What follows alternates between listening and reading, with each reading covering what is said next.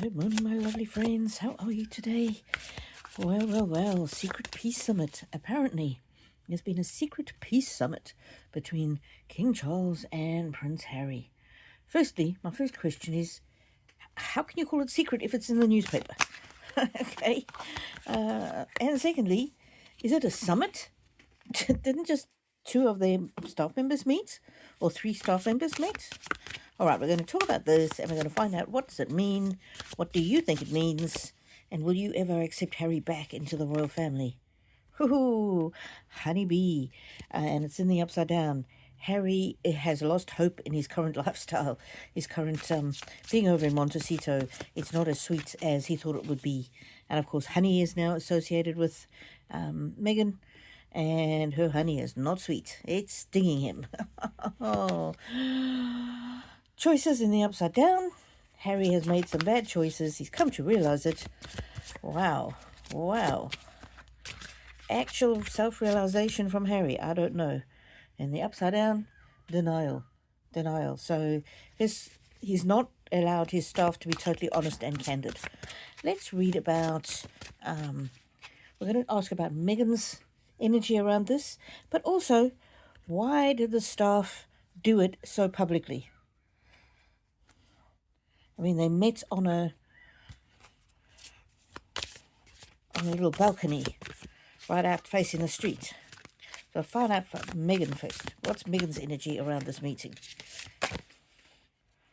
Oh, Frog Princess. Oh, there's Harry, the frog. She kissed the frog. She kissed the prince and turned him into a frog. And so is that just her energy, just how Harry is feeling, or is that how Meghan is? Twist in the tail. He thought, I'm getting this is more, he has become disillusioned. He thought that she was all that in a bag of chips, as Mystical Fortunes would say, but he's found out her true colours. Oh, this energy is all about Harry. Unending sadness of looking back. I don't believe Meghan has any regrets, because she's got the fame. She's got the fame that she wanted. She hasn't got the fortune that she wanted. Maybe she regrets that Harry wasn't as rich as she thought he was. Okay. And I asked, this is the next card, it says forbidden.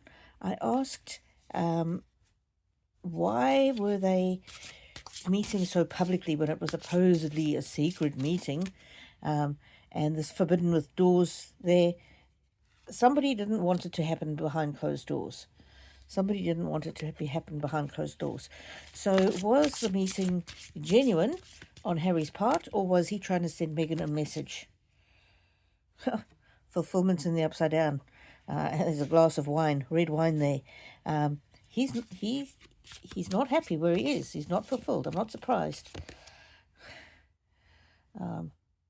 And then this next card is a falcon card, and it's a falcon, and the lady's reaching up and touching the falcon, and there's a burst of light. And this card to me always represents royalty, but it's in the Upside Down. Harry is he misses all the perks of being royal. He misses all the things that came to him so easily without him even having to consider it, since, when he was in with the royal family. Okay, let's see. What is...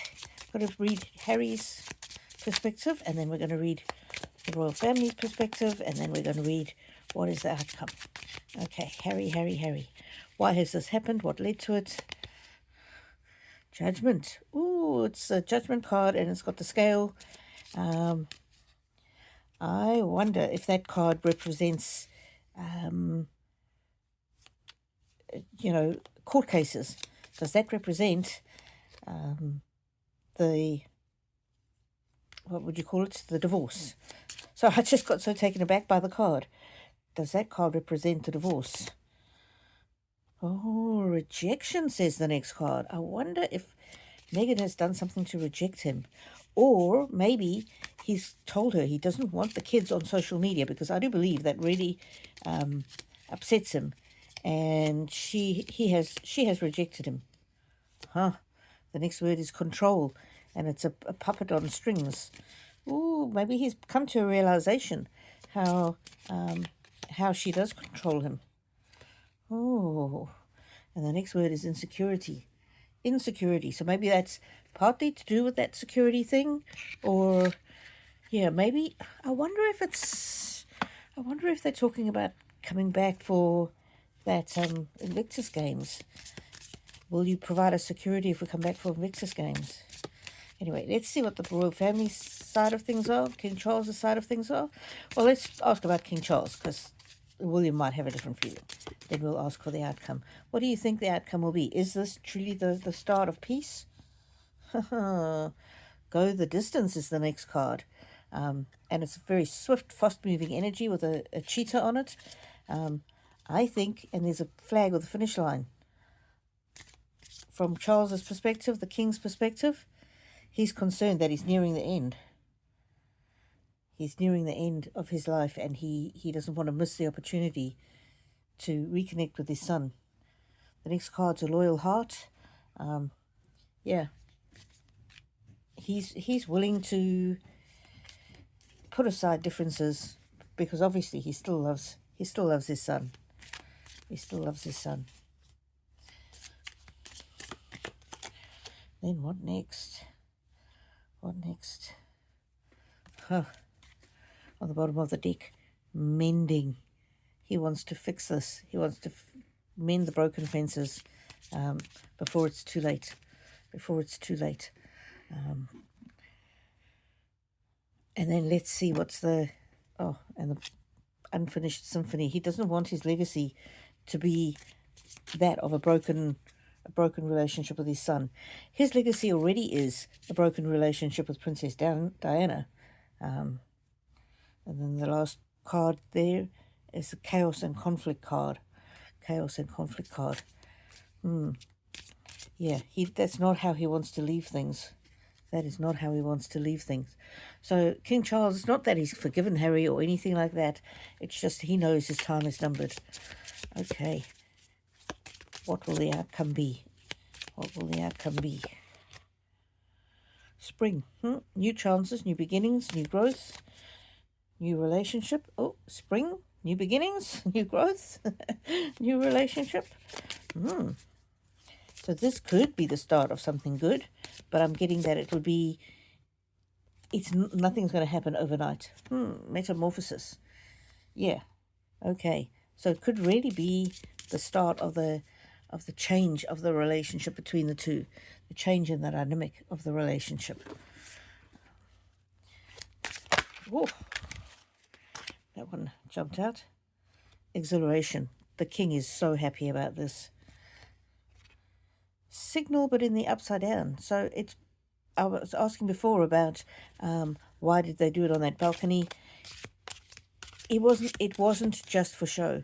It's almost getting the populace prepared for the fact that there may be some kind of a restoration of the relationship. And at the bottom there, the vows.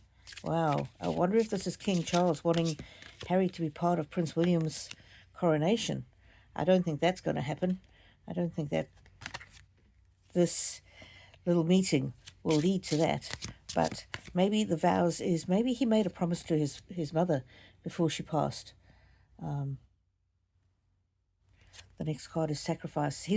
King Charles is willing to sacrifice his pride to get a relationship going with Harry.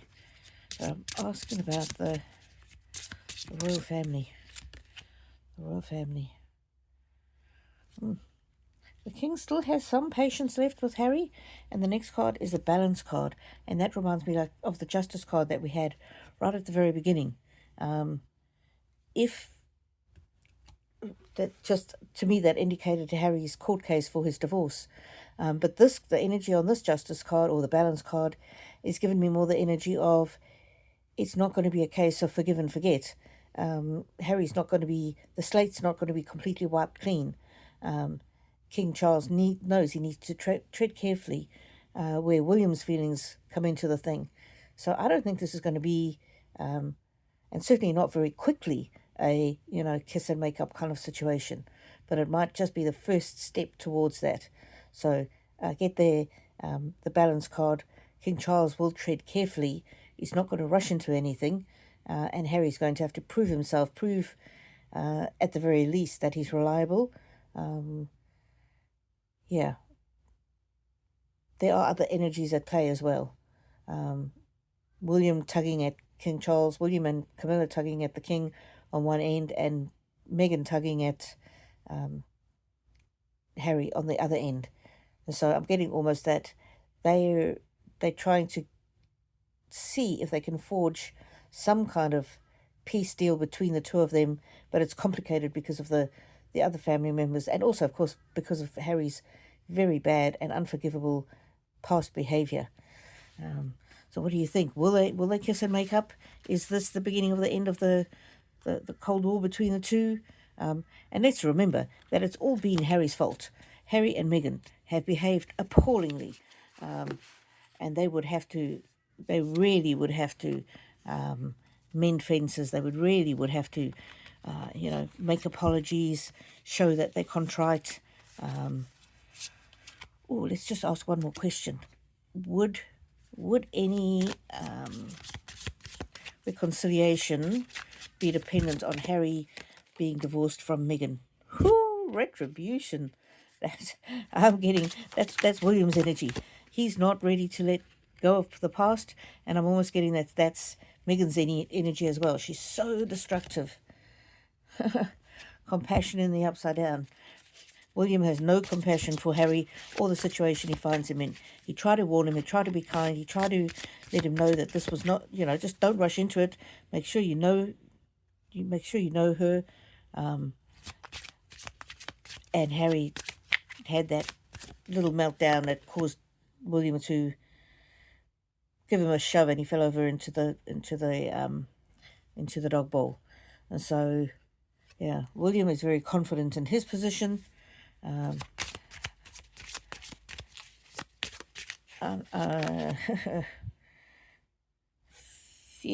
Fear, but in the upside down. William knows who and what Meghan is now, and he's not afraid to tangle. He's not afraid to put his viewpoint forward. So, yeah, as I think it's going to be very, very difficult for the King and Prince Harry if they decide they do want to kiss and make up, so to speak. They're going to face a lot of anger and this retribution energy from Prince William, and I can understand why. I can understand why William is feeling like that. I don't think he cares what Harry said about him, but when he came after William's wife and William's children, then that was beyond, saying, oh, that Harry needed to look after the two youngest children to make sure they didn't end up feeling like despair like him. Ooh, all gloves will be off from that. I don't know. Yeah, I don't think the relationship between Harry and William can ever be repaired. It might get to the stage where they can be polite to each other, but I'm not seeing that anytime soon.